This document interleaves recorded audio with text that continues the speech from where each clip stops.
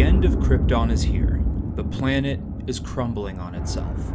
The Kryptonians are no more. Except for one. Jor-El and Lara cling on to one another, accepting their inevitable fate. As their planet explodes, they watch their son Kal-El narrowly escape in his tiny rocket ship. What would have been an extremely traumatic experience for an older child, the infant Kal-El lays in his rocket pod, sucking his thumb, not comprehending the destruction of his homeworld and the parents that he will never see again. As the rocket travels from an exploding Krypton, a small piece of rock, Krypton itself, ever so slightly grazes the ship, enough to alter the course of young Kal-El. His destination of Earth is no longer possible. After gaining enough speed, the ship blasts into hyperspeed travel and leaves the home planet he never knew of behind.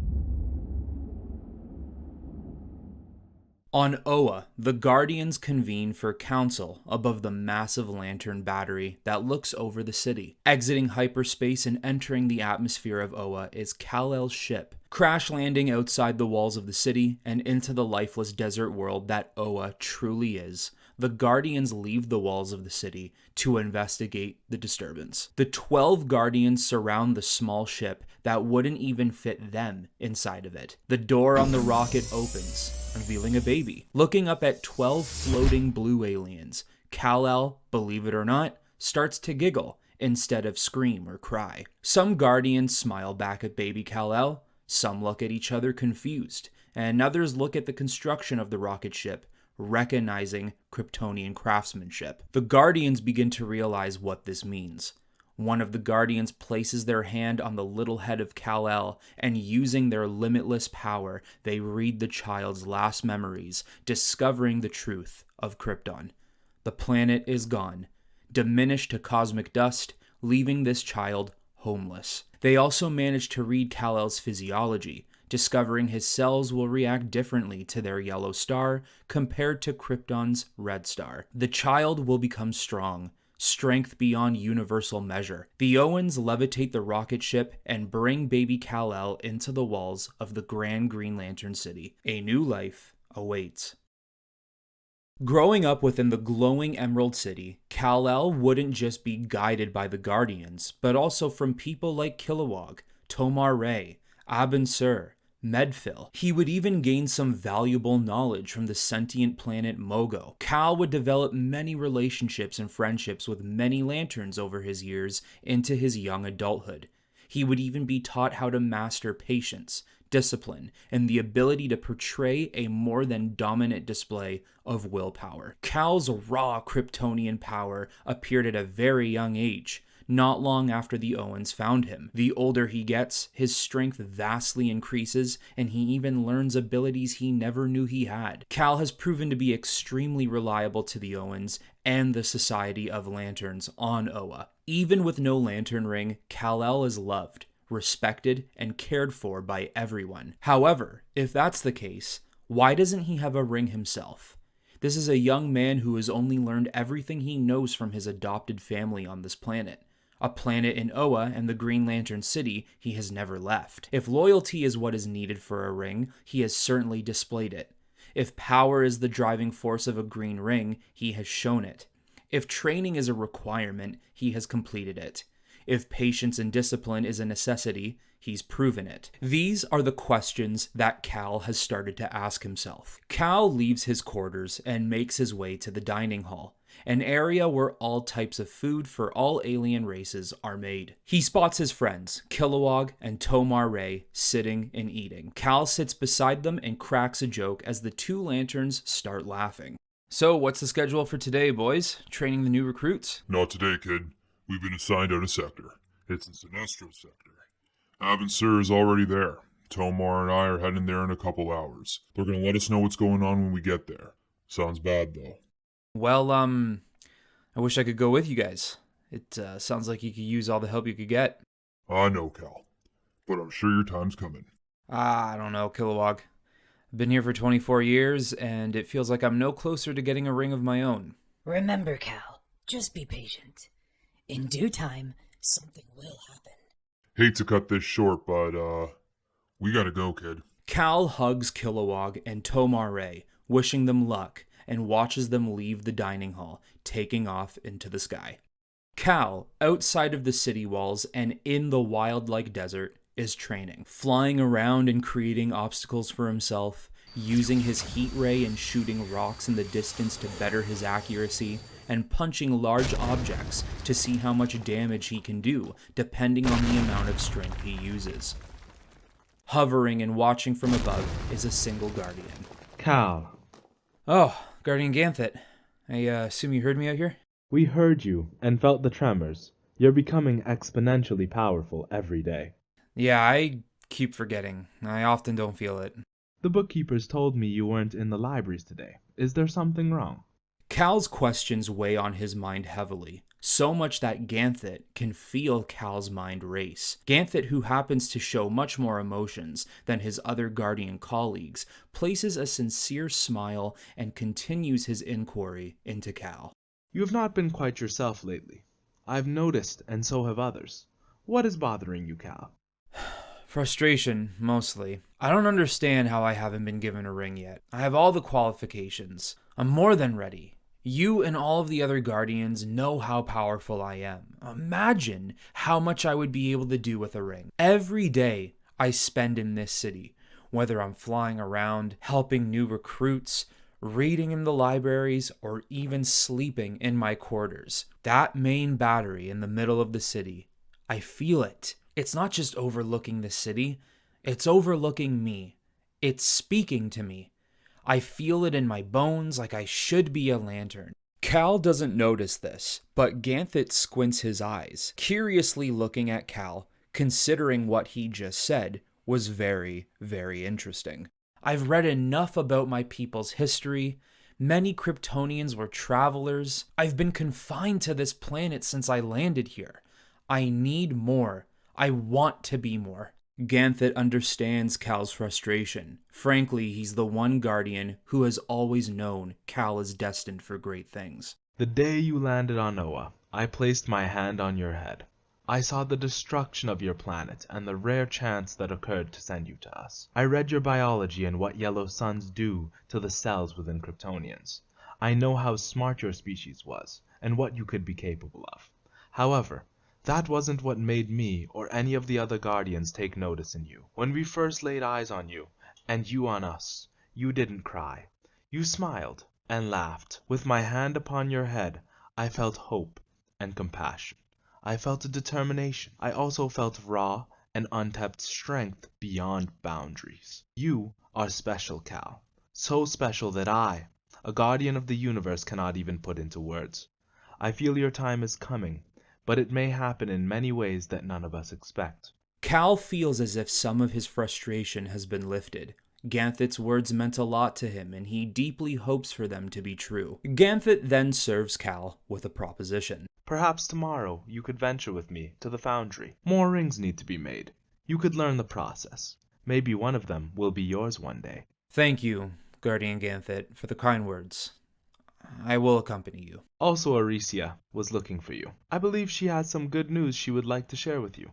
Kal returns to his quarters where Aricia is waiting for him.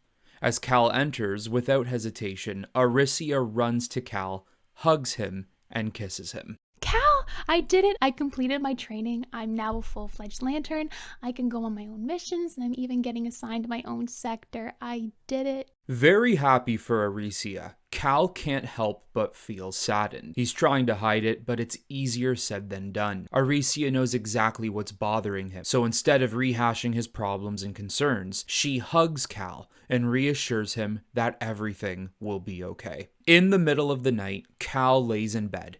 With Aricia fast asleep, it gives time for Kal to look out his window and stare at the massive battery towering over the city. His lust for a ring is almost becoming unhealthy. There lies a reason on why he possibly doesn't have a ring. Kal doesn't see it that way though. For every negative thought and emotion a Green Lantern shouldn't have, he has thousands of thoughts and emotions a Green Lantern should have. Although the battery calls to him, Kal is confident that he hears the emerald light speak to him. They sound like faint whispers in his ears.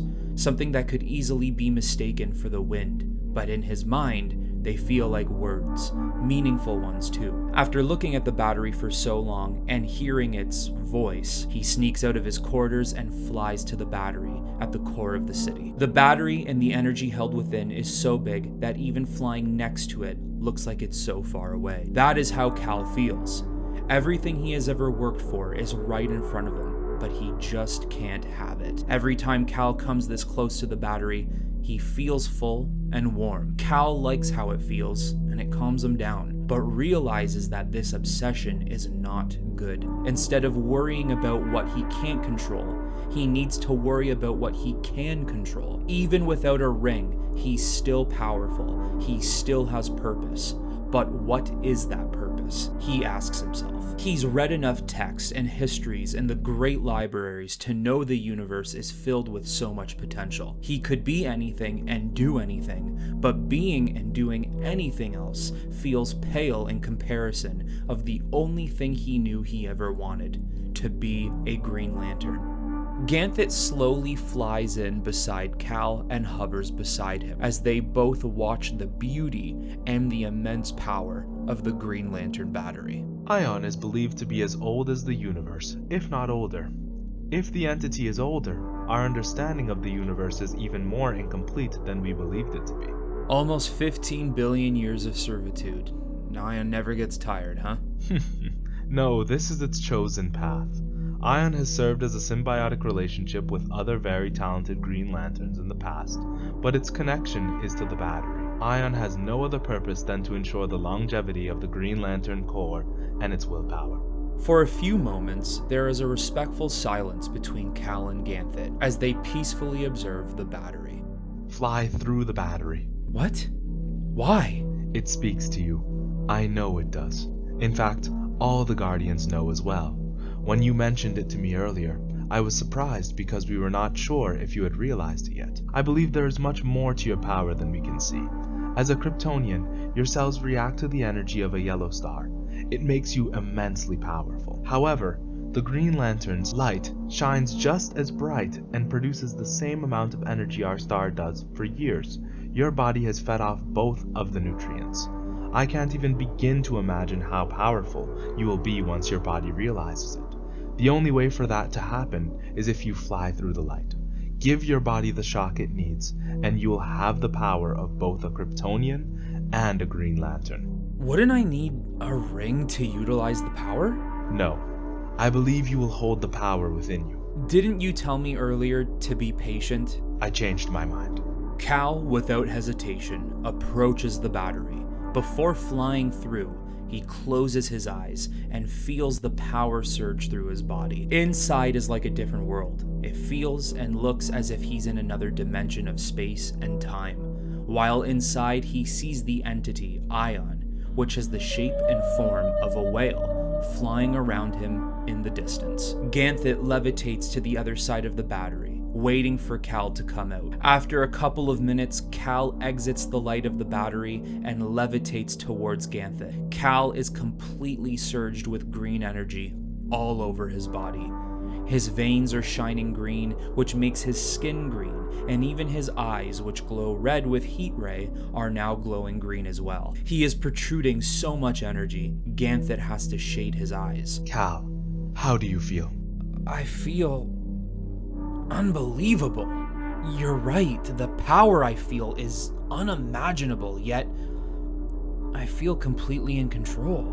Kal clenches his fists and his Green Lantern energy slowly disappears. Kal is beyond happy, so happy he could cry. He opens his hand and tries to create an object with the Green Lantern energy, and creates the object of the battery in the middle of his hand. Ganthet and Kal both laugh and smile, glad that this process has worked. Kal then forms the battery from his hand into a blast and shoots it into the night sky. However, their excitement will be cut short. The other 11 Guardians appear and float around Ganthet and Kal, looking very unpleased. In the Guardians' council chambers, Kal sits in the center of the room, while the Guardians sit in their chairs, hovering above him. Arguing is heard all around him as Kal stares at the floor, contemplating what might come next.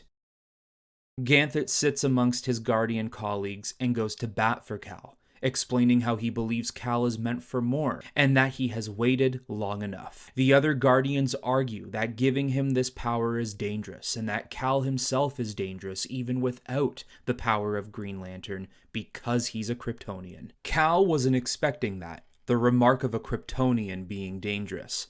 He doesn't exactly know what this means. One of the Guardians exclaims that Ganthet should be the one to explain their reservations on Kal, since Ganthet insists on denying the will of the other Guardians when it comes to Kal. Ganthet, looking concerned and worried, looks towards Kal. Kal, there are reasons why you never received a ring. There is also a reason why I made you do what you did tonight. Not only is the reach of your power unknown, in which the addition of green energy makes your strength an even bigger variable than it was before, but it's because you are Kryptonian. Kryptonians through centuries have been known to be brash and ignorant. Your people were natural conquerors, which made them dangerous to many civilizations. It is because of a survivor from your homeworld why this council fears you and your abilities and what you could do if you were given more power. Kal doesn't know what to say. He has much to learn about his people, which means his disbelief is understandable. Another survivor? I was told I was the only one who survived Krypton. No, you weren't. It was out of fear and concern for you and your species' reputation that we never told you the truth. 8 years after your accidental arrival on Oa, Drew Zod, a military mastermind from your planet, made his way to Earth, which was where you were supposed to land before your flight path changed. Earth is where Zod claimed a new domain and demanded the creation of New Krypton. He destroyed all of Earth's governments and military defenses, and even destroyed one of the planet's continents to prove his dominance over humanity. We at one point sent lanterns to put an end to the situation, but it ended in their death. Zod is too dangerous. We haven't been able to send anyone to protect that sector ever since. This council, excluding myself, believes you are too dangerous with this much power. It is uncertain what could become of you, and if you would do what Zod has done to Earth, to us, or to other civilizations. There is a silence in the chamber that feels like it lasts for hours. Kal was hit with a lot of information that will take weeks, if not months, to process. Ganthet tries to get one last statement in to Kal. You are different, Kal. I know you are. With this power you can do good. You can stop Zod once and for all, and show everyone that you aren't your ancestors. Ganthet gets interrupted by the other Guardians, who all begin to talk in unison. It is by the judgment of this council that Kal-El, son of Krypton, is to be stripped of the Green Lantern power. The power was unearned and wrongfully thrown upon you by another Guardian. Punishment must be taken. The Guardians can be heard talking to themselves, explaining that the process of removal may be difficult, considering the power of the Lantern is residing within Kal's cells, the same way he has earned his power from the Yellow Star over Oa. The process will be painful and could even result in death. How could you do this to me? I have only ever done what was asked of me. This is my home. It's all I know. I would never do anything to harm this place or anyone. Ganthet begins to argue with the Guardians, begging for them not to do this.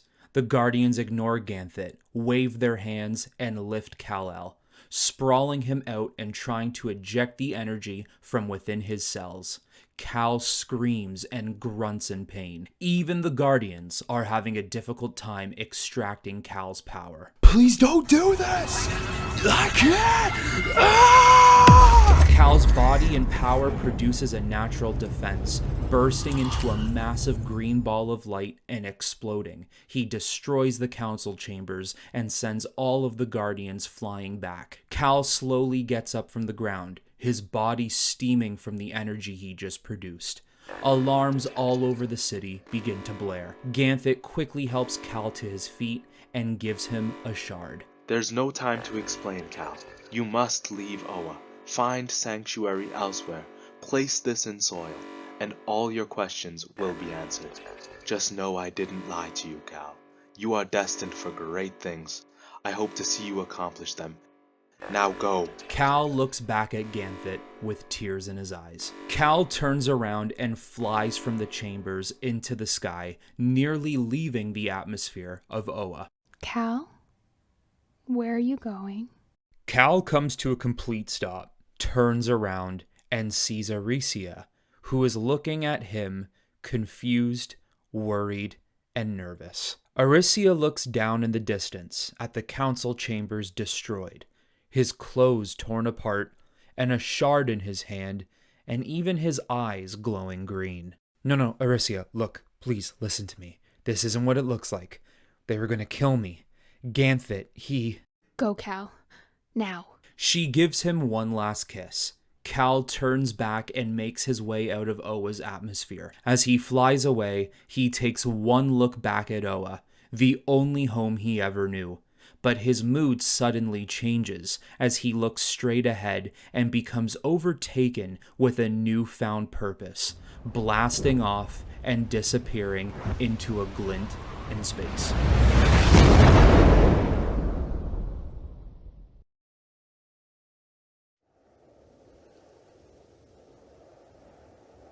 It's cold, even for a man like Cal, who has Kryptonian and Lantern powers.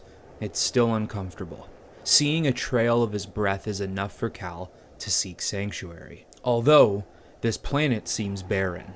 Snow, ice, and frozen trees is all this planet has to offer. Cal doesn't know exactly where he is, other than the fact that he's far enough from Oa to be found. He would have flown farther if the shard that Ganthit gave him didn't glow on his way past this planet. In fact, the shard is still glowing. Cal knows he has to place this shard in soil, yet he sees no soil in sight. He looks around and feels as if this planet was once a beautiful world. The small amount of sunlight that seeps through the cloudy and snowy haze is almost like a data burst of information to Cal. He slowly closes his eyes and embraces the energy of the planet and its sun, feeling it still has a spark of life left. Cal raises his arm and plunges downwards, burying his fist into the ground by his feet, shattering the ice below him and blowing snow into the wind. Soil is revealed only 2 feet beneath the surface.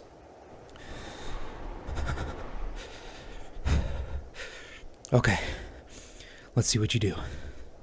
Placing the shard in the dirt below, it delivers an ominous hum, as if it was the planet responding to the native item. The shine it produces is so bright it blinds Cal, making him cover his eyes and turn away. The ground beneath him shakes. The ice is shattering in all distances. Cracking and rumbling, massive crystal structures break through the planet's surface, covering Cal and everything else within a mile in all directions. As fast as this all happened, it ended. What seemed to be chaos was quickly quieted down in a shiny, warm sanctuary. Cal walks around the room he finds himself in and doesn't know how to explain what happened, let alone what this even is. Placing his hands on the crystal walls, they're warm to the touch, but as if they're actually producing the heat. The height of this structure is enormous, with the light coming from above, simulating yellow sun energy. Looking back at where he planted the shard, a panel forms.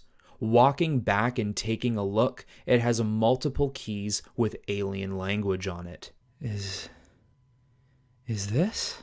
Believing what he thinks this technology to be, he's interrupted by a shard wall on the other side of the room. It glimmers and shakes, all while seeming to liquefy. Cal, preparing for anything, clenches his fists. Wobbling its way out, the shard wall snaps back into place, returning to its solid state. Hello, son. Dumbfounded, Cal doesn't know how to react. His hands go limp, receding from his defensive stance. I have waited a long time to speak to you. There's much we have to discuss. Back on Oa, Ganthit resides in a science cell.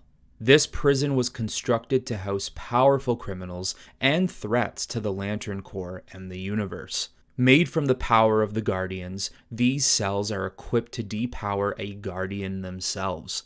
So Ganthit lies in here, powerless and worried. Worried if the decision he made for Cal was the right one, and worried what Cal will think if he's used the shard and has learned the truth. Flying towards his cell is Aricia, with a tray of food. Placing it through a cell grate opening, Ganthit grabs it and begins to eat. I see I receive special treatment. My status as an ex-guardian allows me to eat. Aricia looks sad and upset for Ganthet. Has any guardian come to talk to you? To explain next steps or what their plan is? No, the last person they will tell is me. After what happened with Cal, I'm untrusted. I am likely viewed as a traitor to the council. I've been in here for 2 weeks, and you've been the only face I've seen. I won't abandon you, Ganthet. You have always been good to me and Cal. What the other guardians have done, hiding the truth from Cal like this, nearly killing him, that is not the Green Lantern way they uphold. No, it is not. Truthfully, a guardian's purpose goes beyond the Green Lantern's teachings and beliefs. Our purposes are universal level, and they see Cal as a universal concern. Aricia's alarm for the situation is now heightened. She doesn't know what to say and hopes Ganthet may have some answers. It's interesting. As a guardian of the universe, with limitless power, hope is an empty construct. There are no logical or plausible outcomes. Yet, being in here, all I feel to do is hope. Hope that Cal is okay. Some time has passed. Cal has grown a beard, and this structure, which Cal now knows to be the Fortress of Solitude, seems to have vastly grown. Finishing another lesson of Kryptonian history, Cal feels enlightened by this knowledge and happy to be able to put a voice and face to his father. Jor-El may be an artificial intelligence, but all of his memories are from the real Jor-El. And anything this program experiences will react the same way the real Jor-El would react. And because of his lifelike personality and feelings, Jor-El has been pleased to get to know his son. Cal begins to daydream. His thoughts travel through the Fortress of Solitude. Is there something you wish to ask, Cal? Cal waits a moment and then looks toward his father.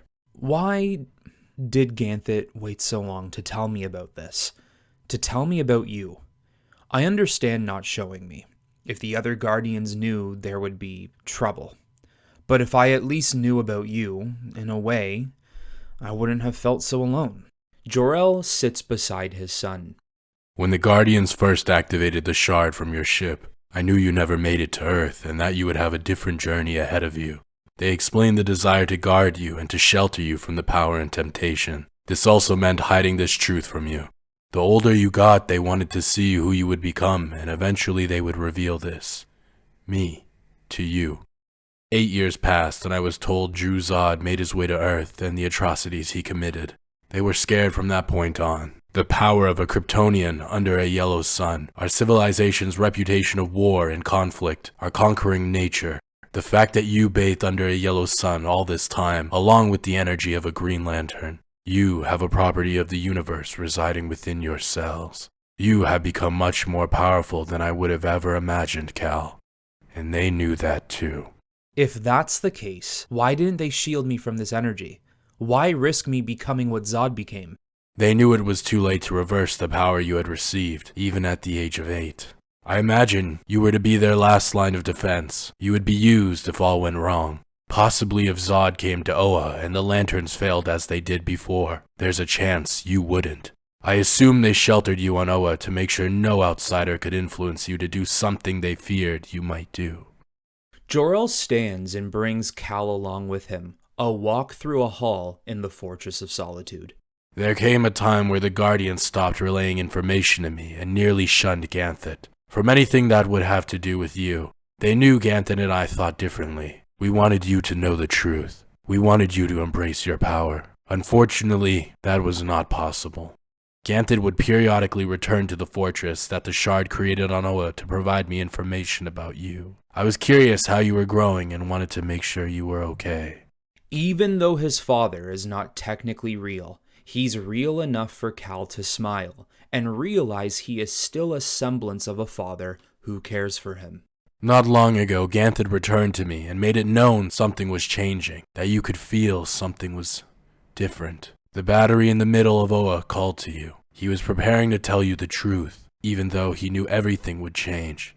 Ganthet cares for you, the way I care for you. It was a sacrifice he was willing to make. One of the shard walls open, revealing something behind it. Cal's eyes are trained on it. He likes what he sees, but wonders why it's being shown to him. The symbol of our household. This is who you were to become. The power you hold is precious and rare. What you decide to do with it is up to you. You could be a savior to people and uphold the ideals of the House of El and the Green Lantern Corps, or you could be a conqueror, following the path of our people and repeating the mistakes of the past. Zod has doomed Earth with the sins of Krypton. You could cleanse us of our faults and bring a new light to being a Kryptonian. What you could accomplish, the wonders you could achieve, even my programming can't calculate that. Kal shares a very sincere moment with his father, although it doesn't last too long. Jor-El turns from the item they were looking at and stares at Kal with importance. Now that enough time has passed, there's something Ganthet needs you to know. There's danger you must deal with. Arisia stands amongst the Guardians in the council chambers, the same chambers that faced destruction from the poor decision to strip Kal-El of his powers. Looking at her surroundings, even months later, she can still see pieces of damage from that night. The Guardians are speaking to her, but the noise and words are being drowned out. Her annoyance and anger towards the Guardians for doing what they did to Kal and Ganthet is getting to her. Please don't do this! I can't! Ah! But she fights her emotions and puts on a brave face for the Guardians. That way she avoids any possible punishment. That's the last thing Ganthet would need right now. A Guardian waves their hand. The floor beneath her starts to levitate downwards, heading back to the surface level of the city. Arisia's attempt to get Ganthet released from the science cells has failed. They will not listen. This is not good. Arisia and Ganthet need to figure something out. Arisia has another visit with Ganthet. He's looking gruffer and is growing a thick beard. I assume the conversation did not go your way. They won't see reason. They deny your fact of the threat on Korugar. They won't even acknowledge how long Kilowog and Tomar-Ray have been there. They're acting like this mission is ordinary. Precisely the problem. It's an act. They know the real threat hides in Sinestro's sector. We're a secretive group. These are not details someone like you should know. They are concerned if more Lanterns knew the real threat, what would happen. I can't say I blame them. With Jor-El telling Kal, will that be enough? Is he truly powerful enough for this? I truly don't know. But he is unique. Not just the fact that he has two different power strands, but his personality is important. He's a natural-born leader whose belief can lead him to victories that would leave many to falter. I know you've always advocated for Kal. How can they not see what you see? Some did, but even that is not enough to take action. We're Guardians. It's hard to change when you're billions of years old. Ganthet gets Arisia to smile and laugh, breaking off what seems to be a bleak situation. Arisia starts to discuss further options to get Ganthet out of the science cells, explaining that the chances are slim, but expressing the no harm in trying mentality. Although, Ganthet's eyes widen as if he's experienced a revelation. I know most Lanterns are on your side. I could get them to advocate for your— Arisia, I know what we can do, and it will work. We will just have to commit treason. Civil war has broken out on Korugar. One half of the citizens don't expect the help of outsiders, and the other half does. Keeping the order on Korugar has always been difficult, even before a Green Lantern made their presence known to the people of this planet. Sinestro has had many problems with his homeworld species, but nothing that amounts to this. The revolutionists against the Lanterns call themselves Oznagreb, named after their largest sea. They believe to have found something buried deep, so far beneath the surface and apparently so powerful that if they utilize it, the Green Lantern Corps will suffer the after effects. Trying to defuse the start of this civil war, it resulted in 2 Green Lantern deaths from the hands of the Oznagreb. Sinestro, Abin Sur, Kilowog, and Tomar-Ray have joined this war in the attempt to end it and to find this mysterious weapon before the Oznagreb do. The city has become the center of the battleground. Engaged in battle, the Green Lanterns fight for the citizens of Korugar City to retreat to safety. Drive them back, Kilowog. Tomar and Abin will assist the civilians. Buildings crumble with Tomar and Abin holding them up so the people below don't get crushed. But even what they're doing to help is not enough to save everyone. Explosions, weapon fire, collapsing buildings, the screams of innocence. It's pure chaos and destruction. The Korrigarian people are much more advanced than other civilizations. The Oznagreb unleashes a laser guidance system. Small drone-like devices that can shoot from miles away with near pinpoint accuracy and enough power to saw off a body part. This is how the other two lanterns previously died. They let their guard and concentration down, allowing themselves to be compromised. The laser sawed their hands off, the hands in which was utilizing the ring, which allowed the Oznagreb to kill them. Through the foggy skies hovering over the city and stretching to the sea, multiple drone lasers begin to fire. The lanterns become concerned since they've seen what those weapons can do. Even though their guard and concentration are up, they'd rather not risk getting hit. Sinestro, Kilowog, Abin, and Tomar all come together to form a dome around the city to avoid the drone's laser fire. Although, they won't need to hold it for long. They hear a loud sonic boom that crashes down into the atmosphere. Whoever or whatever is moving so fast is slightly seen through the fog, destroying the drones in the far distance. Massive explosions are seen, big enough to belong from a whole depot of the Oznagreb's weapon supply. Wondering who came down from the sky behind enemy lines, they drop the dome around the city. Things have strangely quieted down, other than the occasional sound of people below running out of the city. Slowly creeping out of the fog in front of them is a man floating, with a cape flowing in the wind and an outline of green surrounding his body like an ordinary Green Lantern would have. Looked like you guys could use some help. All four lanterns appear to be shocked, especially Kilowog and Tomar Ray, since the last time they saw him, he was upset about not having a ring. Cal? When did this happen? This is fantastic. It finally happened for you. Being such good friends, Kilowog and Tomar go in for a hug while continuing to congratulate him. Abin Sur approaches Cal and shakes his hand. Congratulations, Cal. This is well deserved. Thank you, Abin. It feels good. Sinestro hangs back and looks at Cal suspiciously. He's never liked that a Kryptonian would one day earn the power of a ring, just a power trip that Sinestro displays. Why are you wearing a cape? And where is the ring on your finger? How do you have the power of will with no ring? What's with the giant S on your chest too? I mean, I'm not complaining, you look cool, but it's different than usual. It's a long story, but turns out I already had the power of the ring inside my cells this whole time. Solar radiation from the sun of Oa and the light from the battery. Mix those two things together and you get two sets of powers. Sinestro looks angry, almost jealous that Cal has power that other lanterns don't have. I don't need a ring to utilize the power since it's within me. Ganthet helped me unlock my true potential. Speaking of which, that's why I'm here. The situation is desperate. You don't say. We've been here for months trying to calm this storm. The Guardians have denied our request for backup and instead send you. If you are here to help, we're going to need more than what we already know. Enough, Sinestro! This is not Cal's fault.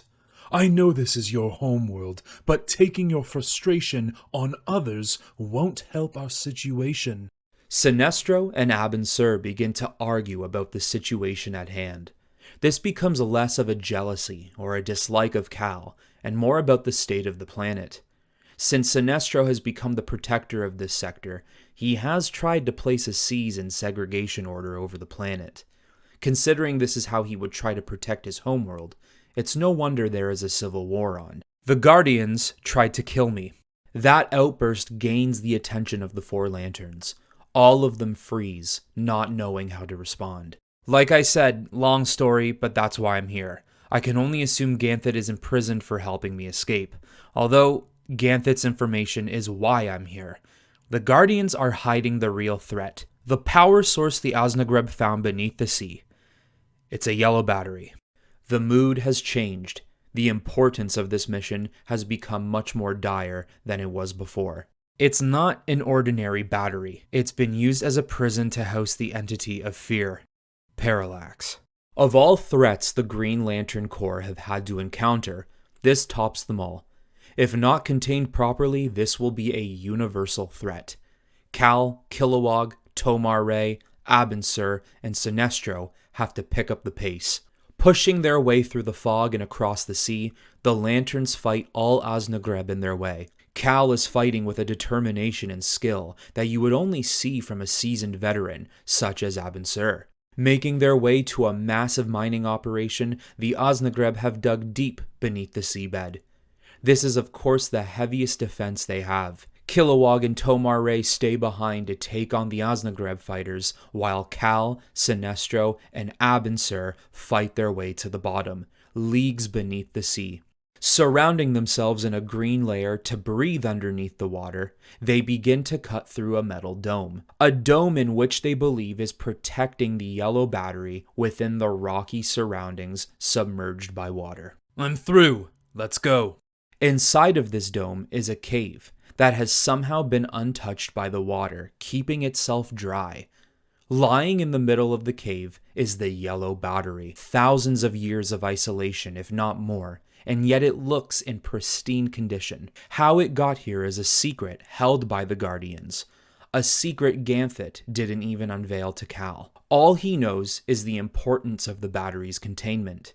Kal, Abin, Sinestro, they feel some discomfort, almost as if they're feeling an emotion completely opposite of what they uphold. Loud rumbles with a deep, distorted voice sounds to be coming from the battery. Trying to listen to it, Sinestro gets drawn to it a little more than the others. Kal has seen this behavior before, and himself. He once looked at the green battery this way, albeit for different reasons. A Green Lantern should not be appearing to be so lustful for the power of fear. Sinestro! Kal puts his hand out and uses his green energy to shield the battery. Abin pulls Sinestro back. Feeling a little embarrassed, but still intrigued, he intensely stares at the battery from behind Kal and Abin. The battery begins to shake. Yellow blasts begin to shoot out of the battery, penetrating Kal's green shield. Abin and Sinestro assist Kal, not knowing what to expect. The Guardians have come to Ganthet's cell for the first time in months. This visit is to pass their final judgment. Ganthet has expected this visit, he just didn't know when it would happen. He patiently sits at the front of his cell, meditating, waiting for his chance to speak. All the prisoners in the science cells peer their heads as much as they can to observe such an important event. Will mercy be taken? Will there be an understanding? Will they decide to banish Ganthet, or will it be eternal imprisonment? Too much time has been wasted. We denied the threat for too long. I did what I had to do. What we all should have done the day Kal-El landed on Oa. Prepared him for greatness. Instead, we hid the truth from him. I fixed our mistake by unveiling his true power, but our oath is broken. And I will mend our broken ways. Ganthet bursts into a large blast of green light, vanishing in plain sight. Every single prisoner in the science cells disappears the exact same way Ganthet did. This is all of Arisia's doing, performing an ability that not many lanterns know how to perform. Illusion casting. So simultaneous and realistic, there is no shred of a doubt. Arisia didn't just illusion cast Ganthet, she is responsible for the illusion casts of every prisoner in the science cells. The bright lights caused by the destruction of the illusions temporarily blind the Guardians. Now! A platoon of lanterns come from all corners of the facility and lock the Guardians inside of a containment shield barricaded to max potential. just in case one or many of them regain their sight and defend themselves. Their power is dangerous. Multiple cells slide open behind the blinded Guardians. Ganthet walks through the Green Lantern shield and, using as much might as possible, blasts the 11 Guardians into the cells, locking them up and diminishing their powers. Ganthet stands in front of them with his hands behind his back, victorious. Aricia joins him to his side with a multitude of other lanterns who cooperated and sided with Ganthet. I spent my time in here learning the harsh reality of who we became, what we are. We became guardians of truth and knowledge instead of guardians of the universe. I see now that our order must be rethought and Ganthet, what's wrong? Ganthet drops to the floor, grabbing his head and screaming in pain. Aricia tries to see what's wrong, but there's nothing she can do to help. Across an ocean of stars, the worst thing that could have happened has happened. Parallax. There is a strange silence around the mining facility. Kilowog and Tomar-Re have defeated all of the Osnagreb in sight, but that's not what's throwing them off. The water surrounding them is calm. It's too calm. Suddenly, the entire mining rig gets engulfed from below. A tsunami-like wave erupts from below, with the bright yellow entity Parallax spiraling out of the water. At last, I've emerged from my eternal imprisonment.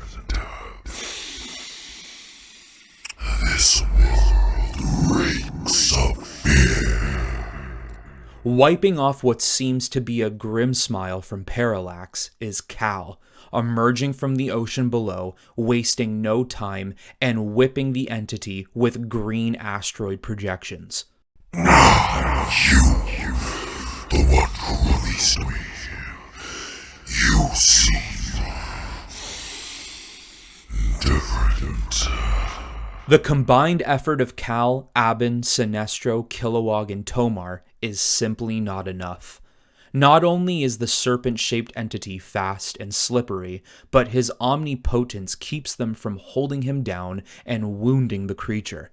As Parallax flies around making them look foolish, he taunts their attempts. I am fear, the conjuring pull to dread and terror.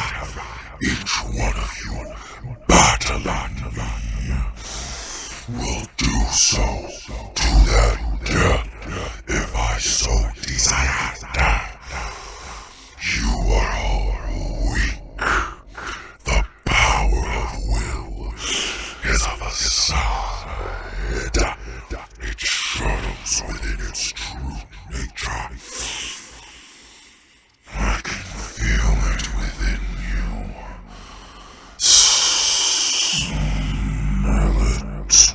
This has not been a fair fight. It has not been a fight at all. The Lanterns can't seem to do much of anything to Parallax, even Kal with all of his power. You challenge my power, but all it does is show me your true fear. In this moment, you are agents to my cause. Parallax rushes towards Kal and wraps around him like a snake, squeezing tightly. The rest of the Lanterns create other structures that wrap around the entity to try and pull him off of Kal. You are an outlier, Kal-El, son of Krypton. You are not afraid. You are powerful. The Guardians. The Guardians. Parallax blasts into the sky and off the planet of Korugar. We can't let him escape! The Lanterns follow in behind, although not capable of flying at the speed of Parallax. Being a Kryptonian Green Lantern, however, Kal can fly a little bit faster. He leaves his Lantern friends behind to try and catch up to Parallax before it's too late. Ganthet is still on the floor, recovering from the disturbance he felt from the escape of Parallax. Suddenly, a violent crack is heard, and the sky over Oa darkens. It's here.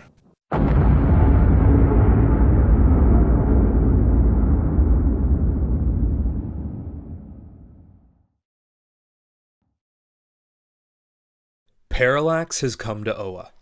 Chaos and destruction have ensued. His flight is strong. Gravity around Parallax feels to compress. His attacks are vicious. Whatever the Guardians once did to this entity, the destruction and death is deserved. The great city of the Green Lanterns is suffering. Fear will cleanse this world and all who follow the Guardian's line. I will show you true power. Kal arrives on Oa to assist the other Lanterns against Parallax, but even with Kal, the omnipotence of Parallax makes him practically untouched. Parallax! The Serpent turns to look at Kal in the distance, knocking away multiple lanterns through buildings in all directions. He slithers his way towards Kal as the two begin their brawl. Pieces of the science cells are crumbling from the battle outside. Multiple lanterns are doing what they can to shield the facility to keep the building standing. Ganthet, we don't have the power to fight Parallax. Our rings will do nothing. Only with you and the other Guardians do we have a chance. Ganthet doesn't have much time to make a decision. He knows that if he releases the other Guardians, Parallax could be defeated. However, Aricia, Kal, himself, and anyone who helped him would suffer major consequences. Releasing them would make his plans for the future obsolete. I may have another plan, Aricia. No matter what happens to the rest of the facility, ensure the Guardians are kept in their cells. Ganthet flies out of the science cells and joins Kal in the battle against Parallax. Aricia stays behind and assists the other lanterns, stabilizing the prison and ignoring the pleas from the trapped Guardians. Ganthet! You're alright! Where are the other Guardians? We need their help. It's a long story, but it's just me right now. I need your help bringing Parallax to Ion's battery in the middle of the city. Parallax will not enter willingly, so I will have to cloak it with my powers. Once you get close enough, I will reveal it. That way, you can move out of the way and Parallax is the only one who enters. Smart! Ion may be our best chance. Maybe I should go in as well and help him. No, the power that will be used in there is enough to kill even me. We must stay away and rely on Ion. Alright, I'll distract him until you're ready. Ganthet departs for the middle of the city, while Kal handles Parallax. Do not think I do not see you, Ganthet. They may not have size, but their intentions are large. Do you really think Ganthet can defeat me alone? Their fear led me to my incarceration. They feared the horrors I could commit. They were right to feel so. When will has been dominated, so will the others. Hope, compassion, anger. Even death will fear me. Kal feels as if he's delayed long enough and leads Parallax to the middle of the city. Ganthet waits for their arrival. From below, Aricia sees Kal racing to the battery with Parallax in pursuit. She so desperately wants to help him, but knows the Guardians cannot be released just yet. I will rip the will from your mind and replace it with pure torment. Kal has heard enough. He peels off to the right from his flight path, leaving Ganthet levitating in front of Parallax. Ganthet then flies upwards as fast as he can, unveiling Ion's battery. Parallax, flying at a speed too fast to slow down, flies straight into the battery. Observing, Kal and Ganthet wait to see if anything happens. Massive tremors come from within the battery. smacking against the walls and sending shimmering ripples. One wonders who is winning the battle. Suddenly, Parallax comes flying out of the battery with a piece of his tail ripped off. Lion will pay! You will all pay! Parallax's omnipotence has temporarily been diminished. In pain, the entity slams into structures and collapses buildings. Yelling in agony, he begins to freefall towards the science cells. Aricia looks up and sees the massive creature vastly making his approach. Green lanterns start to flee from the area to avoid the impending damage and probable death. Things go from bad to worse. Aricia's ring depletes. She has no power and no battery to recharge. No. You gotta be kidding me. Aricia only has seconds to make her decision, to save herself or to protect the Guardians at all costs. Even though Ganthet is correct, the Guardians' ways have to change. They have become morally corrupt in a lot of ways. Nevertheless, death is not the answer. With their survival, perhaps there is a way Ganthet can lead them down a better path. With that idea, no matter how slim, Aricia has decided. Ganthet and Kal from afar watch Parallax fall into the science cells. No. Aricia. Kal, frightened for her safety, blasts into action, hoping to reach Aricia before Parallax. Aricia runs towards a control panel, trying to open their cell doors, before Parallax lands on the facility, destroying everything. Time seems to move in slow motion for Aricia, with Parallax's body crashing through the glass ceiling of the facility. She closes her eyes and flips a switch, allowing the Guardians to escape the cells. Parallax finally breaks through the building, causing complete destruction. Parallax drags himself along the entire length of the science cells, leaving nothing but rubble. He musters the strength to fly out of the city of Oa and into space. I will be back. Lion will fall. Willpower will cease to exist. Aricia opens her eyes. Within the time she closed her eyes to now, she thought she was dead. Kal saved her. Hovering high above the rubble of the science cells and holding Aricia in his arms, she looks up at him and kisses him passionately. As things quiet down, Abin-Sur, Sinestro, Kilowog, and Tomar Ray finally arrive. Appalled at the sight of Oa and visibly emotional to see the state of the city, they begin to clear rubble from the streets and search for any surviving lanterns. However, that is not the worst of it. As Kal places Aricia back to her feet, they slightly see Ganthet behind a layer of smoke, on his knees, head slouched to his shoulders, and motionless. Approaching him, they see tragedy. All 11 Guardians beneath the rubble in which Parallax's collision caused. They're all dead. They couldn't escape fast enough. Ganthet is the only Guardian left.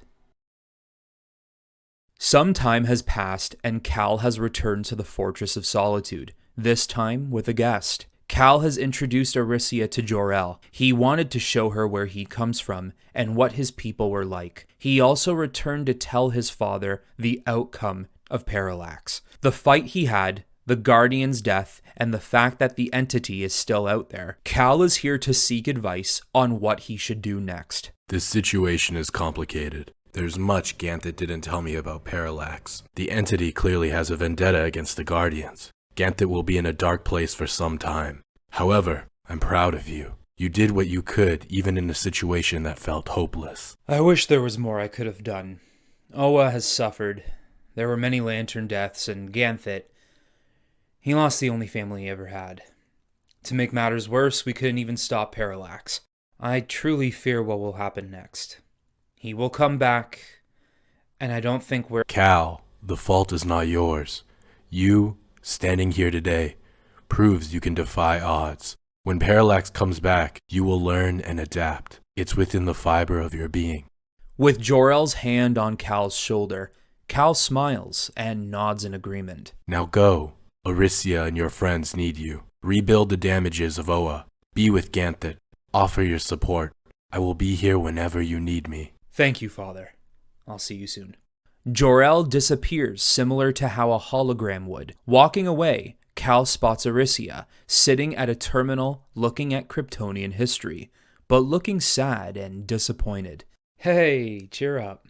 Not every Kryptonian is gone, I'm still here. That joke brightens her up a little bit. She reaches over and grabs Kal's hand. I know. And there's your dad. He's pretty cool too for an AI. He is. Hey, what's wrong? Nothing. Oh, come on. I know when something's off. Talk to me. I just keep thinking about that day.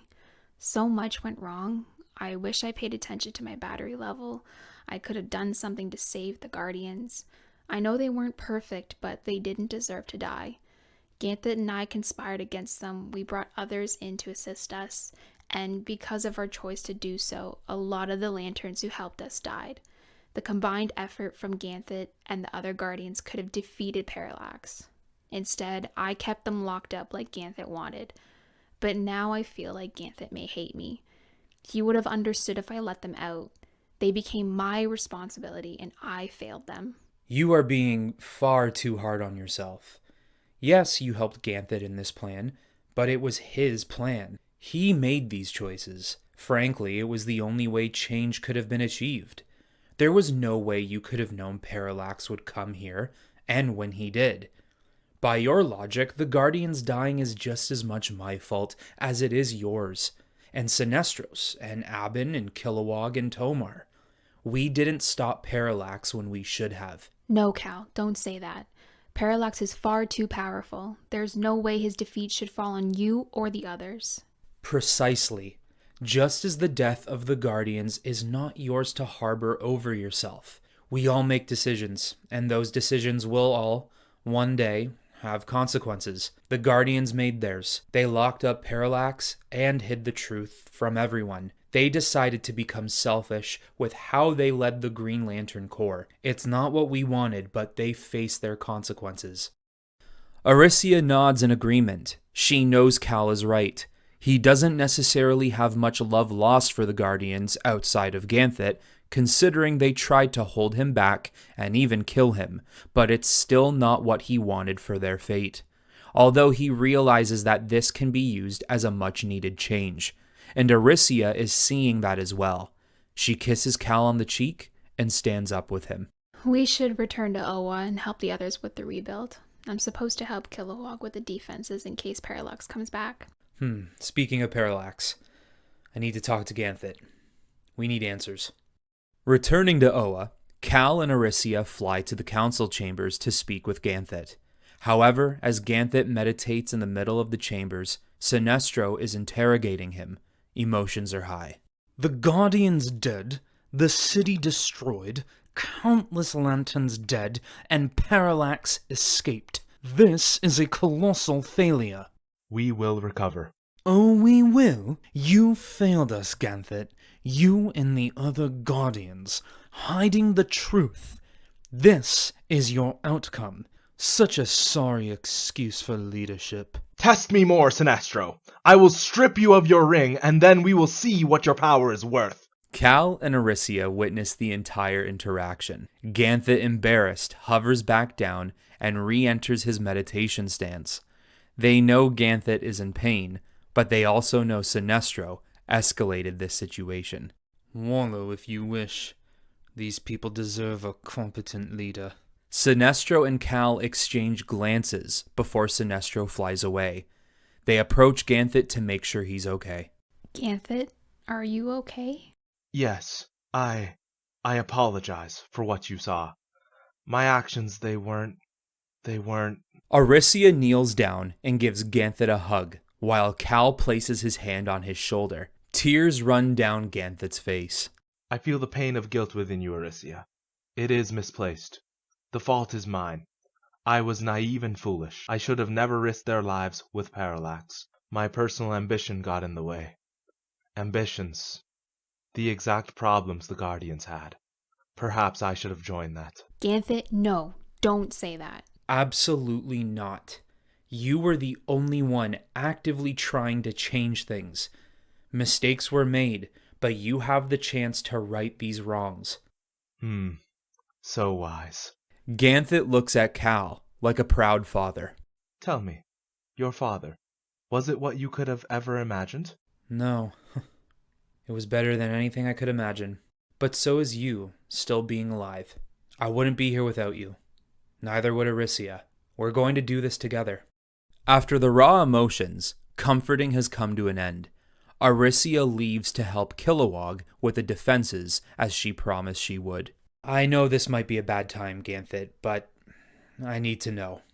We need to be prepared. Why all the secrecy with Parallax? What happened? No, you're right. I must tell you the truth. Waving his hands over the sky, he uses the stars as a visual to aid the story. There was a time, millions of years ago, where the emotions of the universe lived and operated in unison. Each one was an equal. Each one served a purpose. The time came where the universe was changing. Civilizations sprouted on countless planets, and chaos would soon follow. Not every species can be governed on their own. Many need help. We, the Guardians, decided to create a corps, a militia if you will, based around a particular lantern, a specific emotion. We discussed over a long period of time which power would be best suited for that. Willpower was our choice. All other creatures for the different emotions were to be encased in the containers we call batteries, and placed in safekeeping on other planets. However, the entities of all emotions, except for Ion, left. They denied our protection and disappeared. We do not know if they have departed our reality or remain hidden in areas and ways we cannot see. But Parallax stayed. Angry and frustrated with our decision to choose willpower over fear, it put a damper on our plan to create a Green Lantern Corps. A member in our order, Kilala, who was already thousands of years older than me when I joined the Guardians. She brought such beauty, not just in appearance, but in her emotion. Preservation of life was her goal, and the protection of the unprotected was her mission. That all changed when Parallax changed her. A completely different Guardian from what I knew her to be. Parallax twisted her mind and made her a tyrant. That is when the serpent finally infused himself with her, creating a near unstoppable force. The result was many dead. Owens from my homeworld and many Guardians who I viewed as brothers and sisters perished. I eventually found a brief weak point, something that wouldn't last long and had a low chance of success. Although we were out of options, we needed to try anything. I spoke the truth. I called out to her, "My love, come back to me." We conversed for a short period, and even though I knew she was still in there, Parallax would never let her go. So I killed her. As she dropped and laid in my arms, the other Guardians used all their strength to pull Parallax from her body and placed him in his prison. As they forced him into a yellow battery, he screamed out the monstrous things he would do when he would one day return. I barely translated any of it, however. Kilala stared at me as she took her last breath. She placed her hand on my cheek one last time, as if she was consoling me. She knew what I did was beyond difficult, but it was the right choice. I dissipated her body so her spirit could be with our fallen Owens. Parallax was placed deep beneath the surface of Koragar, and now we're here. Ganthet, I had no idea. Ganthet wipes the tears from his eyes and approaches Kal, almost staring daggers into his soul. What's done is done, Kal. Do not feel sorry for me. The Guardian's poor choices are not your burden. What we can do now is important. I locked my emotions down for far too long when Kilala died. When you arrived on Oa, seeing the man you have become today, it awoken something in me. You reminded me to believe and to take chances. You reminded me there's always something more, something better. Parallax will return, and when he does, he will be with a new host, I am certain of that. Whenever it is, we must be ready. Our future depends on it. Feet stomping against the ground is heard everywhere. Cheering has begun in the streets. Men and women are heard chanting. High above a crowd of thousands is a man with a black cape and an outlook, overlooking his city, his arms high in the air as if there is something to celebrate. All hail Zod! All hail Zod! All hail Zod! All hail Zod! General Zod, the Kryptonian who made it to Earth, has completed his domination over this world. It was never about war. He won very early on. It was about building a new Krypton over the entire planet and indoctrinating the population. Krypton lives, albeit in a different part of the universe, and in Zod's specific views. Zod turns away from the crowd and walks into the building. The chanting stops, but the cheering continues. The other 15 Kryptonians that survived the Phantom Zone with Zod are inside feasting and celebrating. It's loud and exciting, and whereas that makes Zod happy, his work is never done. He makes his way into a room with a holographic galaxy map. Spinning it around and zooming in on different locations, he seems to be deciding on something important. Are you not going to come and enjoy the festivities? I am enjoying, although I will be happier when we find a new world to conquer. There are many worlds with civilizations we could control around the neighboring stars. Indeed, the sun has become our ally. Our military is worldwide, and our infantry ships are ready for space travel. Any world with a yellow star could be ours. Then what seems to be the problem? Zod swipes through multiple holographic screens and clicks on classified files, popping up a 3D model render of the Green Lanterns that were sent to Earth years ago, in which Zod and the other Kryptonians killed. These beings fascinate me. After we killed them, the power rings on their fingers avoided us and flew away as quickly as possible. I have forever been intrigued as to what additional power it could grant us if we had this technology. I want to know where they come from. Their power could benefit us. It could benefit New Krypton. Later that night, Zod rests in his private quarters with a glass of wine, looking up and out across the stars, wondering where his next conquest will take him. I will find what I'm looking for, even if it takes me multiple lifetimes. As Zod says that, he notices a star twinkle and move. He slightly tilts his head and continues to follow it. The star is oddly getting closer and moving quick. It seems to already be past Earth's atmosphere. Dropping his glass and preparing to fly up and discover what's flying down, within a split second, the star-shaped thing is already in front of Zod. Zod is in shock and awe as he is eye to eye with the yellow entity, Parallax.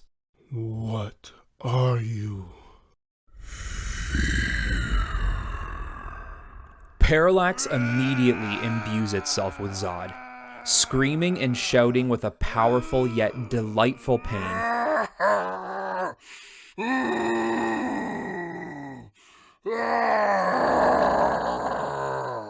He falls over unconscious. Moments later, he wakes up and gasps for air. Smiling with an evil grin from ear to ear, Parallax has found his new host. General Zod, Feora, and 6 other Kryptonians have departed Earth for Oa. Their ships are packed with human soldiers preparing for a conquest. Zod's wish has come true. Infusing with Parallax, he has showed and taught Zod everything he needs to know. The ancient war with the Guardians, his imprisonment beneath Korugar, and so much more. Zod also knows there's more emotional spectrums than just willpower. His need to dominate will bring him there once he's dealt with the Green Lanterns. He has also learned of Kal-El, the son of his former friend and colleague, Jor-El. He knows that Kal is not just a fully powered Kryptonian under a yellow sun, but also a Green Lantern, through biology with no need of a ring. Zod will try to appeal to his Kryptonian nature, or Kal and the Oan inhabitants will suffer the consequences. Zod's almost frightening excitement is felt by his Kryptonian people. Feora and the others know of the Parallax entity residing within him even though they don't fully understand what Parallax is. All they can really tell is his voice has changed, his demeanor is different, and his eyes from time to time will glow yellow. General, we are 5 minutes away from entering the atmosphere of Oa. We have planetary signatures, and their atmosphere is very similar to Earth's. Good. Leave the humans on the ship for now. We will fly down and introduce ourselves. The rebuild of Oa City continues. Abin and Sinestro have been reinforcing the walls around the city's perimeter. Arisia and Kilowog have been reconfiguring the defenses, and Kal, Ganthet, and Tomar are helping anywhere that needs it. Other lanterns on the planet are assisting elsewhere. Even the regular civilians are playing their part. Perhaps I could bring the Fortress of Solitude back here. Grab the shard and plant it somewhere within the city. There has to be some type of Kryptonian tips and tricks we could use to better our protection. A good idea. Anything is better than nothing. With Parallax, we will need... Multiple ship appearances are heard and seen jolting out of hyperspace above Oa. Lurking far above the clouds, everyone looks up. With their lack of information, there's no way to tell if this is good or bad. However, their intuition says bad. The 8 Kryptonians fly out of their ships and towards the surface of the planet. Kal and Ganthet gather Arisia, Kilowog, Tomar, Abin, and Sinestro to meet these unknown guests at the entrance of the city. Everyone, remain calm, but prepare yourselves for anything. Zod, Feora, and the others land a few meters across from Kal, Ganthet, and the others. Hello. Well, this must be the illustrious Oa. I have been searching for this world for a long time. Is there something we can do for you? Zod ignores his question and instead takes in the view of the city. Quite futuristic in appearance and architecturally grandiose. He does notice a lot of damage in certain areas, however, but thanks to Parallax, he already knows what has happened. Now, looking at the group in front of him, he notices Kal. That sigil. The House of El. How did you come of this? Zod once again playing coy. He's baiting and biding his time wisely. It was my father's. Ah, you must be Jor-El's son. Kal, it seems the ship he created for you wasn't for nothing. I always told him that he should have spent more time finding ways to save the planet, instead of one child. However, you standing here means Krypton still lives elsewhere in the universe, like us. Tell me, did his data shard survive your journey here? No. What a shame. I would have liked to say hello to him again. Even though it's not really him. Nostalgia, I guess. Arisia looks up and notices the 3 ships over Oa are slowly spreading apart and covering different parts of the city. Assuming they've already run scans, they're placing themselves in perfect positions for attack. Arisia, trying to hide her concern, looks back at Zod and at the other Kryptonians, although Feora is staring at her with a tilted head. She knows Arisia has clued into what they're doing. Ganthet talks to Arisia using telepathy. I know what you saw, Arisia, but don't let them see your fear. They are here for war, Ganthet. This is not going to end well. We killed a couple of your people, you know. They put up a good fight, even considering our power levels are higher and more dominating in nature. Although, I respect them. That's when I knew this planet had to be next. We come from Earth, where new Krypton resides. Kal, you would love it there. The sole survivor of the House of El, now reunited with his people. I'm fine where I am. Yes. I suppose this is all you know. Zod walks closer to the group, making everyone tense up and prepare for a fight. I do not wish to quarrel with another Kryptonian. There are so few of us. We need to uphold our numbers as much as we can. However, let me skip the pleasantries and tell you of my purpose here. That would be great. Zod smirks and shakes his head. Kal is dismissing his fellow Kryptonian, but for good reason. So be it. All of you have 24 hours to surrender this world and kneel to me. Anyone who doesn't will die, making a compelling example for others. We are defenders of Oa and the wider universe. We are not so easily defeated. We are prepared to defend against your threats. Is that so? I see so few of you, and surely the members of your corps that stand in front of me are your finest soldiers. I have killed your kind before. Your power does not match mine. If this is all you have, you should reconsider. As Zod continues to talk, Ganthet is telepathically talking with Kal and Arisia. He's not saying it outright, but he clearly has a lot of information. He's prepared. He found us somehow and has been watching. He knows this is their best time to strike. Something is off about him. I can't seem to tell what it is. Zod walks away with his other Kryptonians following. Once again, reconsider your decision. I'd rather not rule over dead bodies and rubble. As he flies away and back to his ship, Kal quickly catches a glint in Zod's eyes. It shined a bright yellow. It's no coincidence. Kal knows what Ganthet was sensing. Parallax has indeed returned with a new host. If Kal's power is elevated due to his Kryptonian strength and the power of will surging through his veins, how powerful will Zod be with the entity of fear residing in him? This has gone from bad to worse. A decision must be made, and fast. Later that night, the main seven, Kal, Ganthet, Arisia, Kilowog, Tomar-Re, Abin-Sur, and Sinestro, consider their options. As we knew, Parallax would return. However, who would have thought he would return in a Kryptonian like General Zod? This does not bode well for us. Arisia and I still have so many defenses to fix, and I don't even know if being 100% would do anything against Kryptonians, especially one with Parallax in him. We still have many regular civilians left in the city. They're afraid, and there's not much we can do to keep them safe if we go to war. We already have so many fellow Lanterns dead. Even 50 of us may not be enough to face against 8 Kryptonians and their frigates. Even Ion, the battery hasn't shined any light in weeks. If there was any way to properly fight Parallax, Ion is it, and we don't have that. Everyone begins to deliberate and argue over what should be done. Across the council chambers, Ganthet can see Kal sitting, with his head slouched down, feeling sorry for what's happening, as if this Kryptonian presence is his fault. Interrupting everyone and creating silence, Ganthet speaks. I have ordered Medfill and a few others to silently depart from the planet and hide. We must be prepared for survival of our corps if all goes wrong here. Mogo will descend into the outer reaches of space, a destination I made sure to not know of, not until the time is right. Then what are we still doing here?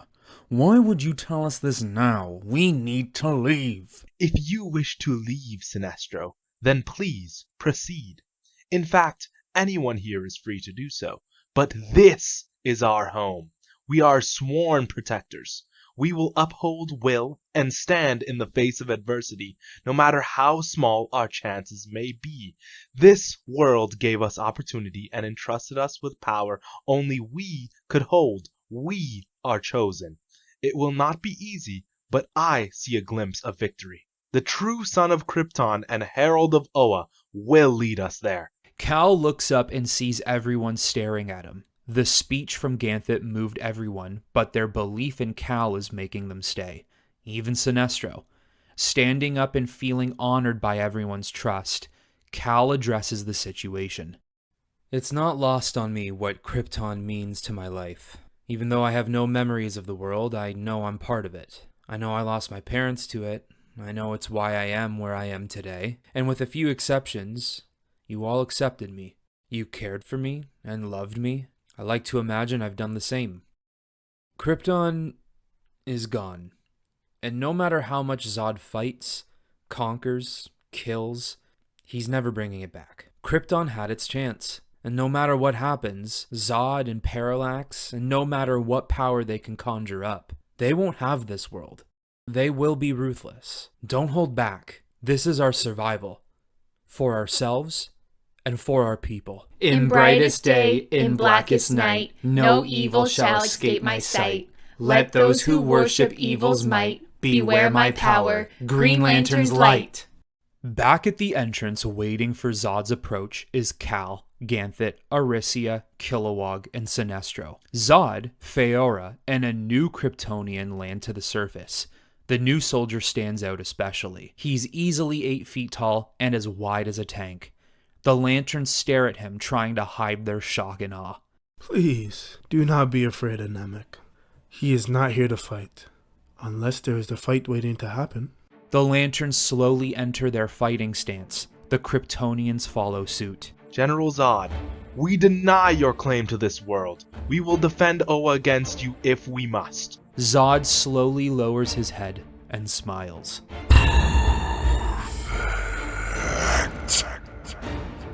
Parallax has now gained control. Perhaps Zod cannot maintain the power, or perhaps they have their own agreement. Nevertheless, Parallax and Zod must be stopped. The Lanterns and the Kryptonians lunge at one another. Kal and Ganthet against Zod and Parallax. Aricia and Kilowog against Feora. And Sinestro against Namek. With chaos erupting at the entrance of the city, Abin Sur leads the remaining Lanterns on Oa to an air assault against the Kryptonian human ships. Exiting from the ships is the 5 other Kryptonians who arrived with Zod, along with the ships now opening fire on the Lanterns and the city. They know what's at stake. They either win this fight, or Oa and the Green Lantern Corps is lost forever. Kal is feeding multiple punches to Zod, from one end of the city to the other. His power is unparalleled, and Zod knows this. He can feel it. However, the upgrade of Parallax is making much of what he and Ganthet does obsolete. You waste your own time and energy. You could have joined and rule this world.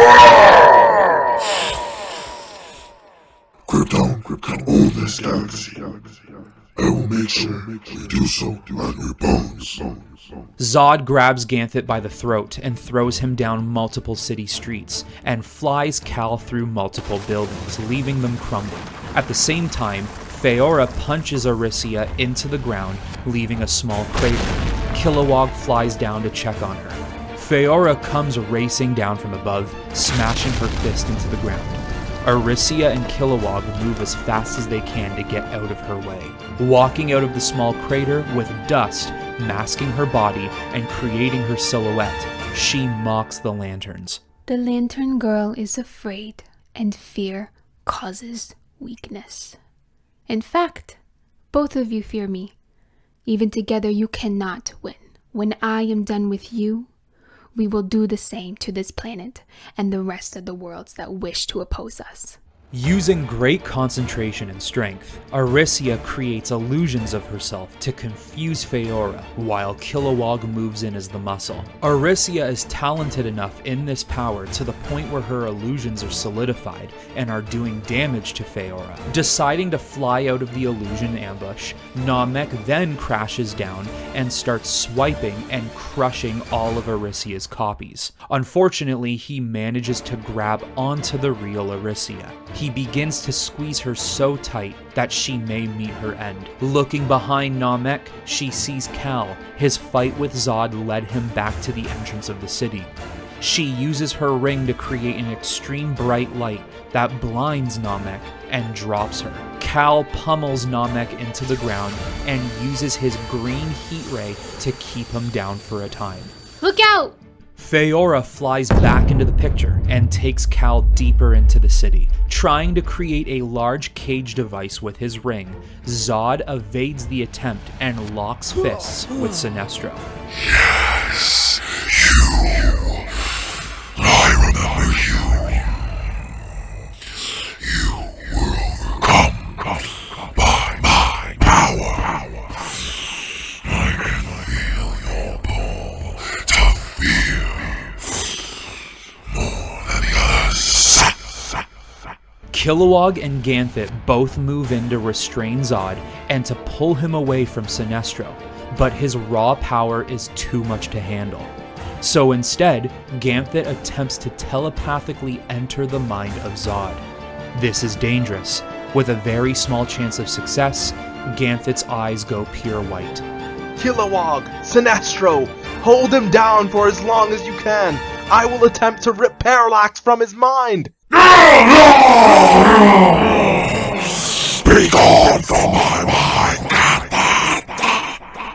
In the meantime, Aricia handles Namek as she realizes he may not be the smartest Kryptonian, outmaneuvering him and striking at the right time. Feora and Kal brawl in the city, underneath the epic battle of the Lanterns and Zod's extra forces. You care for this world, Son of El. You could have spared them the consequences of your actions. We will make them suffer. Then you underestimate what we are capable of. You? No. I know your power. The rest, however, are no challenge. Their fear brings a feebleness that is easy to put down. Although, it rubs off on you. That makes you just as simple. The smile on her face sends Kal over the top and blitzes her into a building. As the building shakes and slowly crashes down, the two stay inside and fight, throwing each other around, exchanging heat ray blasts, and Kal using his imagination to create Green Lantern constructs. Kal then punches Feora out of the building and soaring across the city. She picks herself up, impressed with Kal's strength, but annoyed she let him get the best of her. Suddenly, she gets a dispatch from one of the ships above. General Feora, the Lanterns are trying to cut our field arrays, but we've picked up an extreme amount of movement outside the city. Which direction? Kal tries to stop her from flying off, but gets jumped by a few of the Kryptonians that peel off from their air assault battle. Namek also stops brawling with Aricia. He stands completely still, as if he is being controlled. He turns away from Aricia and jumps across the city. Confused, she decides to follow. Trailing behind Namek and weaving between city buildings, they come to the other side of the city, where the fighting has somewhat silenced. Flying over the wall that separates Oa and the desert-like forest of the rest of the planet, Aricia sees Feora holding Tomar-Re by the neck. Floating above hundreds of people that he tried to silently lead through a secret path under the city. The people are afraid for their lives as Namek stands in front of them, waiting for an order. Aricia is frightened but angry, seeing Tomar-Re badly beaten. He has no more fight in him. This one seems to mean something to you. Someone entrusted with this plan must have an important status. Your defeat begins with him.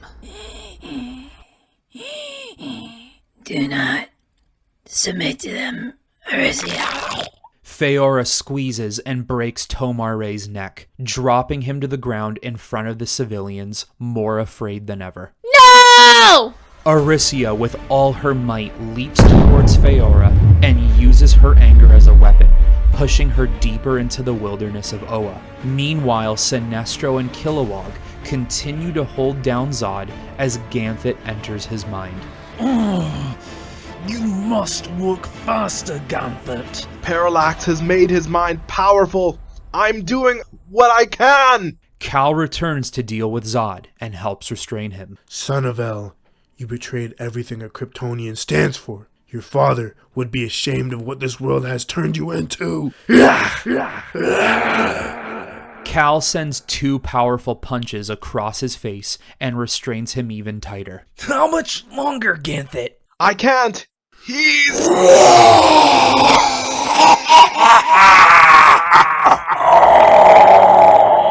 A huge burst of yellow light and energy emerges from Zod's body, knocking everyone away. His appearance has changed. He's taller than before, sharp teeth from cheek to cheek, and bright yellow eyes that burn just to look at. I told you I would return, Ganthet, and when I did, I would be the end for you, and the destruction of Whale. My promise will be upheld. Zod looks behind himself and up towards the sky, witnessing some of his fellow Kryptonians and ships fighting Green Lanterns. He blasts towards them and in one swift flight path kills multiple Green Lanterns by flying through their bodies. One of these lanterns were in front of Abin Sur.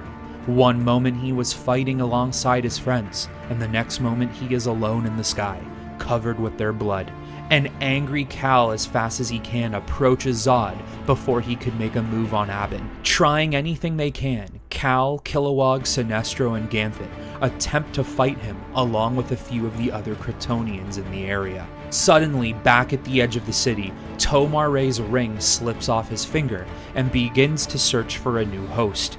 Namek, standing almost lifeless in front of the terrified civilians, becomes intrigued and distracted by the glowing green ring. He decides to chase and conquer the ring for himself. The ring, dodging Namek, leads him back to the main source of fighting in the city. However, noticing the ring, Kal and the others feel the connection to it. They know it was Tomar's. They know he has died. Hurt and distraught by this, they cannot let their guard down. But Kilowog enters a fury, enough for him to charge straight for Namek, allowing the ring to escape Oa and find whoever may be worthy. Ganthet now knows this means the civilians may not be safe, fleeing the battle to ensure their safety. Arisia and Feora blitz right by him and continue their brawl amongst the rest. Feora can see how Zod has changed in appearance and wishes to join him in battle against the others. She counters Arisia's attack and throws her over to Namek and Kilowog. They killed Tomar. I know. You know there's only one way this ends, right? Arisia nods her head in agreement. Due to their determination and love for their friend, both of them become extremely empowered in the moment. Engaging Namek, he stands no chance. Their joint effort overwhelms him. Kilowog creates a clamp device to break his legs, and as he topples over, Arisia creates a green vibrating sword to behead Namek. The beast has been thwarted. Kal, Abin, and Sinestro have been fighting Zod and Feora, but it hasn't gone well. This is madness! No matter what we do, Zod becomes stronger! Say it with me. In brightest day and blackest night, no evil shall escape my sight. Let those who worship evil's might beware my power. Green Lantern's level.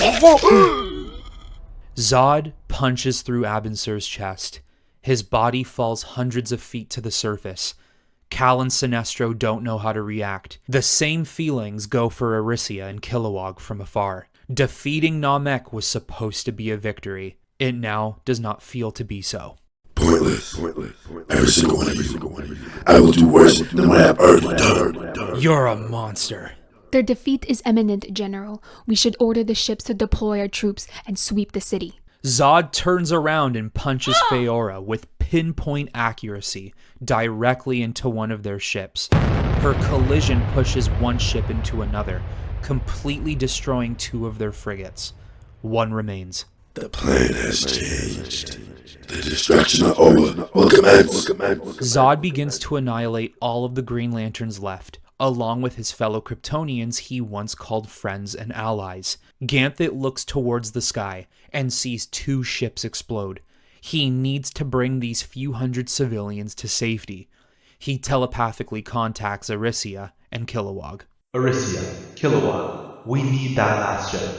These civilians must escape Oa before it's too late. Board it and clear all the hostiles. But Zod killed Abin. He's killing all the other Lanterns, including his own people. I know, Arisia. These are necessary sacrifices. The few of us must survive.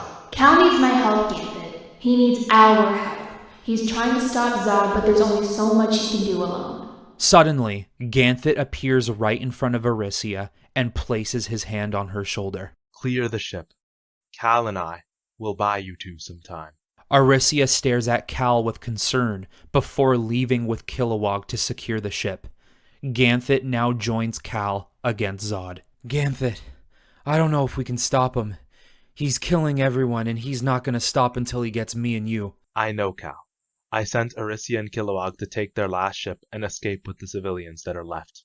I will do what I must to defend the ones I swore to protect, even if I must lay down my life to do so. I know your love for Arisia, but will you join me? Kal looks up at the ship, knowing there's a chance he may not see Arisia again. It saddens him, but he knows what he must do. Of course I will. This is my home. Kal and Ganthet give everything they have, putting all the power they have left into their attacks on Zod. All they need is enough time for Arisia and Kilowog to escape with their people. They will not let Zod take everything. Meanwhile, on the surface and in the rubble of the city, Sinestro holds his mentor's body in his arms. While mourning Abin, his ring slowly comes off his finger, preparing to find a new host. Goodbye, old friend.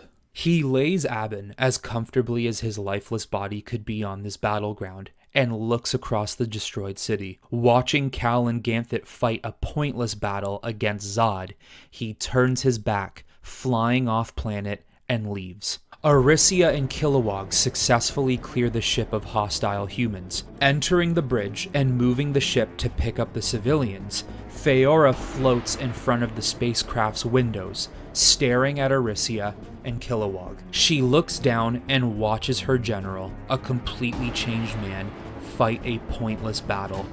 Their original purpose has been lost in the chaos.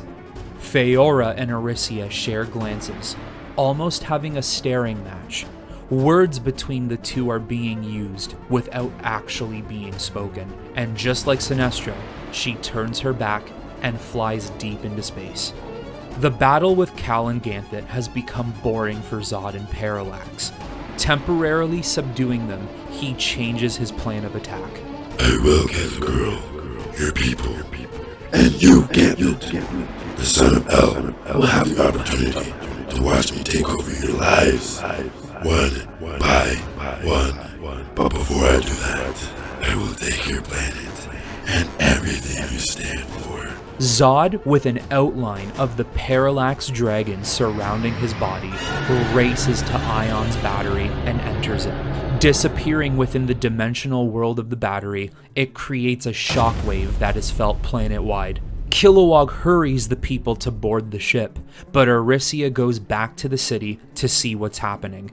Arisia, where are you going? I need to help Kal. If things look worse than what they are now, leave and don't wait for us. The battery activates, but not in its usual way. It flickers green and yellow light, and the humming it's producing is bleak and destructive. The entire planet rumbles and begins to produce earthquakes. What's going on?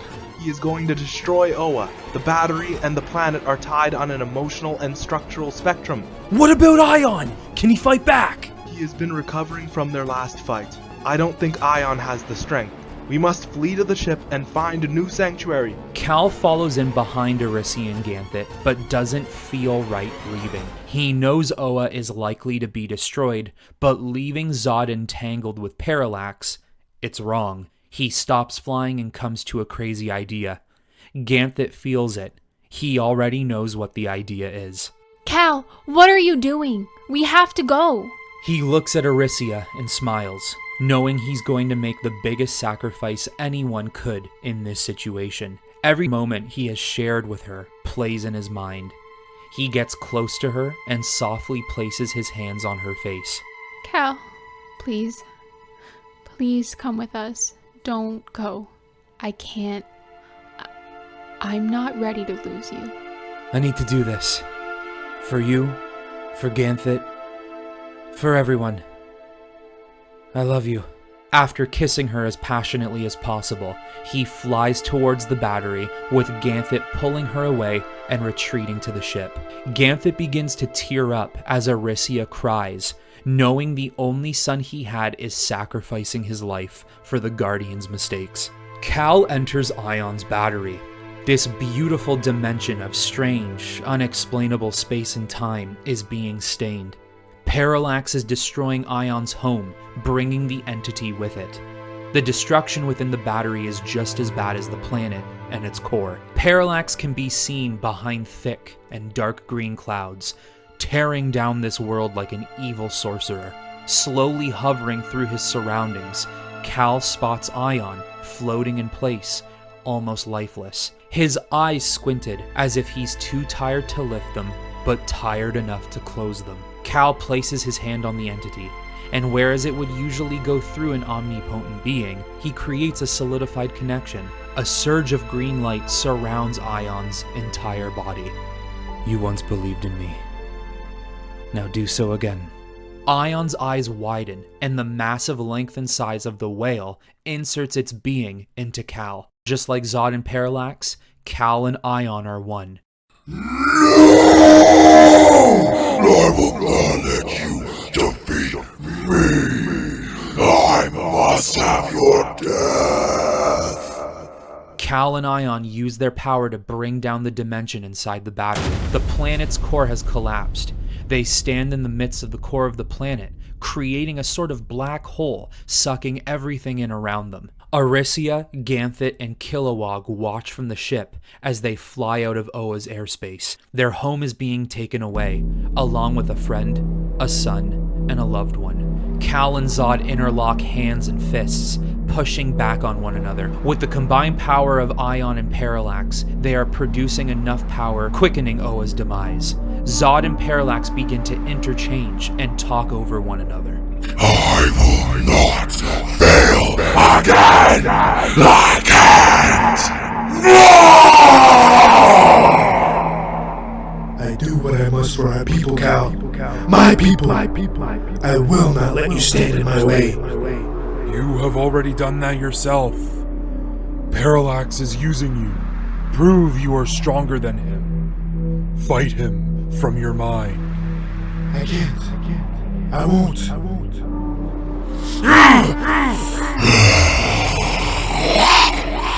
This power is mine. With the majority of the planet being swallowed into its own black hole, Kal becomes fully emerald. He breaks Zod's hands and uses all of his energy and all of Ion's energy to pull Parallax from Zod's body. And as the planet goes nuclear and explodes, so does the friction between Kal and Ion's power. The force of the blast propels the ship the survivors are on, making the scene less visible. There's nothing left but rubble and a small white light left behind from Oa's core. Oa, Ion, and Kal are gone. But the universe is now free from Parallax. A couple months have passed. Time has been difficult to process after everything has happened. After escaping the fall of Oa, the survivors made their way to Argo, the planet Kal placed the Fortress of Solitude. The survivors have slowly started to create cabins and living areas around the fortress. Overlooking the new settlement from an outlook atop the fortress is Ganthet, Aricia, and Jor-El, discussing future plans regarding the Green Lantern Corps without Ion. How have the settlers fared on this planet? As well as you could imagine. Well, I am technically an intelligence program. I don't have much room for imagination. Everyone shares a laugh, breaking some tension. Kilowog contacted me today. He said a neighboring star system, friends of the Green Lanterns, are willing to send supplies to us. Food, materials, all types of resources. Good. Very good. Ganthet, Aricia, I wish to apologize for the doings of my people. Zod was always radical. Feora joined him in that. I'm sorry for what my people have done to all of you. No, Jor-El. I should be apologizing. Not only did Parallax continue to exist because of the Guardian's decisions, but I threw Kal into the middle of this. This wouldn't have happened if we were smarter. If I did something about this much sooner. Hold on. Who is that? In the distance, a strange traveler can be seen making their approach towards the Fortress of Solitude. They seem to be carrying something glowing from their robe. The three of them meet this person at the entrance of the settlement. Hello, friend. May I ask who you are? The Wanderer lowers his hood. It's Kal. He survived the destruction of Oa. Aricia runs over to him, hugs him, and kisses him. Kal is happy to see his family again, and Aricia is crying happy tears. Jor-El smiles seeing his son return, and Ganthet takes a major sigh of relief to see Kal has survived. Later that evening, Kal describes the events that unfolded after Oa's destruction. In the explosion, Zod died, disintegrated right in front of me. Parallax, I can't quite describe. Ion almost removed his presence, as if he never existed. The blast sent me flying for millions, if not billions of miles. I was unconscious for weeks, just floating in space. But Ion protected me. Once I woke up, He spoke to me and instructed me of our next steps.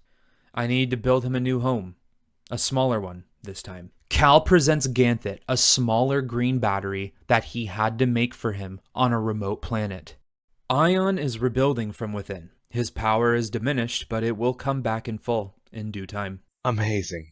We will need to keep it safe and hidden. We can't let anyone interfere with his regrowth. This also means we could rebuild Ganthet. The Green Lantern Corps could restart. Indeed, it does. This time with smarter choices. I will not make the mistakes of old. Kal, you seem to have something else you want to say. Yes, I do. I won't be staying here long. What?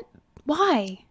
After seeing what Zod and my people have done to our world, the planets they have destroyed or conquered, as the last surviving Kryptonian, I need to set the right example. And because of that, I'm going to Earth to fix things. You taught him well, Jor-El. No. I believe this is your influence. Kal grabs Arisia's hands, noticing her sadness. How long will you be gone? I don't know. Months? Probably a couple of years. I just got you back. I know. And I don't want to leave again. But my fate brought me right back here. To you. When I thought I'd never see you again. If it happened now, it will happen again. I believe it. And besides, I'm going to come visit here and there. I can go with you. I can help. I would say yes, but Ganthet will need you here. Something tells me you're the center of Ganthet's new plan. But no matter where I am, I'm always going to love you. Never forget that. Embracing Arisia, Kal looks at her, then looks up at Ganthet and Jor-El, the most important people in his life. Their love, their determination, their will. It will carry the last son of Krypton to always do what's right. Back on Earth, police sirens are blaring. People are running in the streets, and armored vehicles are swerving on roads. One of the armored trucks rams a police vehicle, flipping it off a curb, which sends the car tumbling towards a group of pedestrians with children. Kal darts to the vehicle and stops it from smashing into the people on the street, while also pulling the cops from the car. The people look at him in shock, as if they've never experienced their Kryptonian oppressors ever help them in such ways before. A woman clutches onto her child and looks at Kal anxiously. Thank you.